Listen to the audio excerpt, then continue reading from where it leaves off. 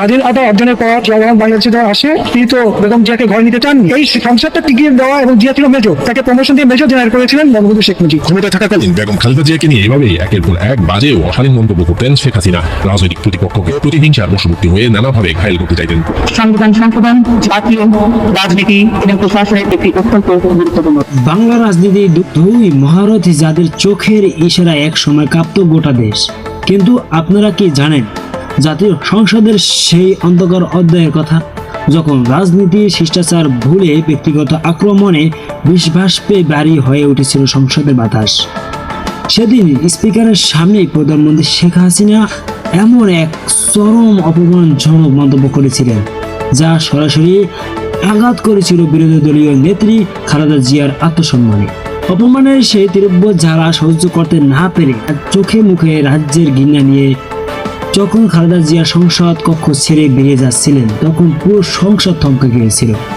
কেন বারবার শেখ হাসিনা দেশের অন্যতম প্রধান এই নেত্রীকে জনসম্মুখে খাটো করার চেষ্টা করতেন?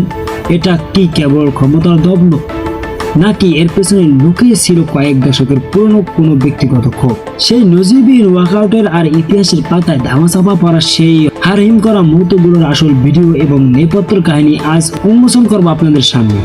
এমন সত্য যা আগে কখনো এভাবে বলা হয়নি, দেখুন আজকের বিশেষ ভিডিওতে। থেকে আছে তার মুখে শুনলাম স্পিকার, এমন একটি দল যে দলটা সৃষ্টি করেছে একজন সামরিক জান্তা ছিল সেনাপ্রধান, এবং সেই সেনাপ্রধান ব্যাপার হচ্ছে 15ই আগস্ট জাতির পিতা বঙ্গবন্ধু শেখ মুজিবুর রহমান বাংলাদেশের রাষ্ট্রপতি তাকে হত্যার যে পরিকল্পনা করা হয়, তার মূল শক্তি ছিল এই জিয়াউর রহমান। এটা কর্নেল রশিদ কুলি এবং ফারুক তাদের বিবিসিতে ইন্টারভিউতে স্পষ্ট আছে, এবং মোস্তাকের সব থেকে প্রিয় বান্ধব। এরা যদি জিয়াউর রহমান তাদের সাথে না থাকতো কোনোদিন এই ষড়যন্ত্র করতে পারতো না, কারণ জিয়াউর রহমান উপসেনা প্রধান।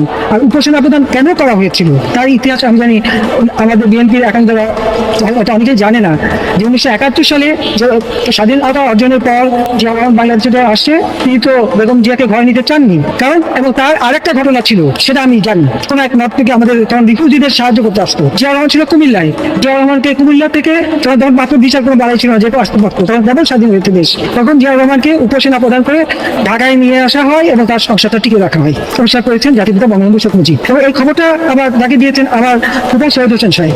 এই সংসারটা টিকিয়ে দেওয়া এবং জিয়া ছিল মেজর, তাকে প্রমোশন দিয়ে মেজর জেনারেল করেছিলেন বঙ্গবন্ধু শেখ মুজিব। আর সেই দিয়াই ষড়যন্ত্র করে মোস্তাককে নিয়ে রশিদ সবকে মেজর ফারুককে নিয়ে তাদের কাছে আমরা আজকে 15 বছর পরেই কিন্তু মোস্তাক অবৈধভাবে যখন নিজেকে রাষ্ট্রপতি ঘোষণা দিল, জিয়াউর রহমান বানালো প্রধান সেনাপতি, একাধারে সেনাপতি। সেই মোস্তাককে ভোট দিয়ে জিয়াউর রহমান যখন নিজেকে রাষ্ট্রপতি ঘোষণা দেয়, তাছাড়া আবার আরো কিছু দিনের জন্য ছিল সাইম সাহেব, এবং সাইম সাহেবকে জিয়া সরকারকে বলছিল সে ধন্যবাদে তিনি তখন রাষ্ট্রপতির দায়িত্বে আছেন, তার মোস্তাকের বিদায় পরে সাইম সাহেব এসেছে। তখন সাইম সাহেবকে জিয়াউর রহমান সরকার বলে দিচ্ছে যে আপনি প্রথমে চিফ মার্শাল অ্যাডমিনিস্ট্রেটর আমাকে ঘোষণা দেন। তখন বলে যে রাষ্ট্রপতি তো রাষ্ট্রপতি না, সেনা প্রধানকে দিতে হবে। অস্ত্রের ভয় 30টা সই করলেন। তার পরের ধাপ হচ্ছে এখন রাষ্ট্রপতির পদ থেকে বিদায় নিয়ে জিয়াউর রহমান নিজেই রাষ্ট্রপতি। একদিন টেলিভিশনে বাংলাদেশের মানুষ দেখলো যে আজ থেকে আমি রাষ্ট্রপতি হলাম। এইভাবে যে ক্ষমতা দখল করেছে নন স্পিকার, একদিকে সেনাপ্রধান আর একদিকে বাংলাদেশের রাষ্ট্রপতি। এই দৃষ্টান্ত কে দেখিয়েছিল জানেন? আইয়ুব খান। ইস্কান্দার মির্জা এবং শক্ত আইয়ুব খান যে প্রধান সেনাপতি বানিয়েছিল। আইয়ুব খান ইস্কান্দার মির্জাকে ছুঁড়ে ফেলে দিয়ে নিজেই রাষ্ট্রপতি ঘোষণা দেয়, আর জিয়া রহমান সেই খুনি আইয়ুবের প্রধান কমিশনকে নিজেকে রাষ্ট্রপতি ঘোষণা দেয়। আর তারপরেই ক্ষমতা এসেই আওয়ামী লীগের সকল নেতা কর্মীদের জেলে পুরা, তারপরে একের পর এক খুন খারাপি করো, তাতে গুম খুনের কথা বলে বিমান বাহিনীর 665 জন অফিসার এবং কর্মচারী হত্যা হয়েছে জিয়ার হাতে। সেনাবাহিনীর মুক্তিযোদ্ধা অফিসার যারা জীবন দিয়ে যুদ্ধ করেছে একে একে তাদের হত্যা করেছে, হাজার হাজার শ্রমিকদের হত্যা করেছে। লাশও অনেকে পরিবার পরিজন লাশও পায়নি, অনেকে জানে তার অপরাধ কি। রাতের পর রাত এই হত্যাযজ্ঞ চলেছে, এক একদিনে 10টা করে ফাঁসি জিয়া রহমান সই করে যাচ্ছে। ক্ষমতা এসে তার আবার সকলে রাজনীতিবিদ হওয়ার উদ্দীপনের ক্ষমতা এসে আবার রাজনীতিতে নামলেন, আর সেখানে এসে দল গঠন, আর সেই দলই হলো বিএনপি। খালেদা জিয়া কি করেছিল? মুরগির উপরে বোমা মেরেছে। খালেদা জিয়া অসুস্থ, টাকা বিদেশে পাঠাও, আল্লাহ টাকার শেষ নাই। আরো কিছু ডিমান্ড করে তখন কি করবে? মরে যাতে না যায়, একটু পদ্ধতিতে চুপ দিতে সেতুতে তুলে দেওয়া উচিত। এবং যে নিজের সব কাজেই ব্যর্থ হয় সে তো ব্যর্থ দেখবেই, ব্যর্থতা ছাড়া সফলতা দেখার মতো মানসিকতা তো তার নেই। ক্ষমতায় থাকাকালীন বেগম খালেদা জিয়াকে নিয়ে এভাবেই একের পর এক বাজে ও অশালীন মন্তব্য করতেন শেখ হাসিনা। রাজনৈতিক প্রতিপক্ষকে প্রতিহিংসার বশবর্তী হয়ে নানাভাবে ঘায়েল করতে চাইতেন। খালেদার তুলনায় হাসিনার দুর্নাম রয়েছে হিংসুকে, ঈর্ষাপরায়ণ ও লোভী হিসেবে। এসব গুণ তিনি তার দীর্ঘ রাজনৈতিক জীবনে বিভিন্নভাবে জানান দিয়েছেন। শেখ হাসিনার রাজনৈতিক জীবনের বড় একটি অংশ জুড়ে রয়েছে খালেদা জিয়ার বিরুদ্ধে বিষোদগার। আমরা তার সাজাটা স্থগিত করে তাকে বাড়িতে থাকার সুযোগটা দিয়েছি, মানবিক কারণেই দিয়েছি। শেখ হাসিনা বিএনপি চেয়ারপারসন বেগম খালেদা জিয়াকে জালিম ও খুনি বলে মন্তব্য করতেন নিয়মিত। বলতেন যাদের মধ্যে বিবেকবোধ আছে, মনুষ্যত্ব আছে, তারা কেউ খালেদা জিয়ার ডাকে সাড়া দেবে না। পাগলের কিনা খায়, ছাগলের কিনা খায়। পদ্মা সেতু নিয়ে বক্তব্য প্রসঙ্গে খালেদা জিয়াকে পাগল বলতেও ছাড়েননি হাসিনা। এছাড়া ছেলে কুকুর মৃত্যুর পর খালেদা জিয়ার সম্পর্কে বলতে গিয়ে ছোট লোক বলেও মন্তব্য করেন হাসিনা। তিনি নাকি পরীক্ষা দিয়েছিলেন, ম্যাট্রিক পরীক্ষা, তাতে পাশ করেছিলেন অঙ্ক আর উর্দুতে। উর্দু পাকিস্তানের ভাষা, এটা তার খুব প্রিয় ভাষা, আর অঙ্ক তো আবার টাকা তোলায় লাগে, তাই ওটাই ভালো বোঝে, কাজে ওটাই পাশ করেছে। একবার এক সংবাদ সম্মেলনে খালেদা জিয়ার মাথায় ঘিলু নেই বলে মন্তব্য করে হাসিনা বলেন, খালেদার ঘিলু আছে চুরি করার আর এতিমের টাকা মেরে খাওয়ার। আজকে খালেদা জিয়া কারাগারে কেন? বিদেশ থেকে টাকা এসেছে এতিমের জন্য, সেই এতিমের টাকা এতিমের হাতে আর যায় নাই, সব নিজেরা পকেটস্থ করেছে। সংসদে রুমিন ফারহানার এক প্রশ্নের জবাবে খালেদা জিয়া দুপুর 12টা পর্যন্ত ঘুমিয়ে কাটাতেন বলে পাল্টা প্রশ্ন রাখেন হাসিনা। এছাড়া 2014 সালের নির্বাচনে বিএনপিকে আনতে খালেদা জিয়ার জন্য বরণডাল আনতে হবে বলেও ঠাট্টা মশকরা করেন তিনি।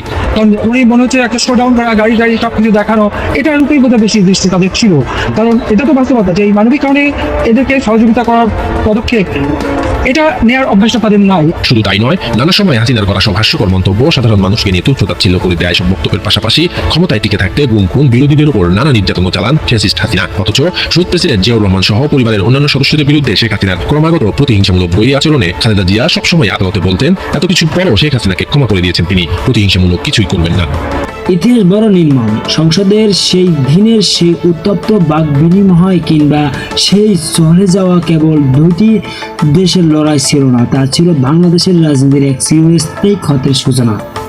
আজ হয়তো সময় বদলেছে সংসদের আসনের বিন্যাস, কিন্তু সেই অপমানের স্মৃতি আর রাজনৈতিক প্রতিহিংসার দেয়াল আজও আমাদের দেশের গণতন্ত্রের পথে এক বড় প্রশ্নচিহ্ন হয়ে দাঁড়িয়ে আছে।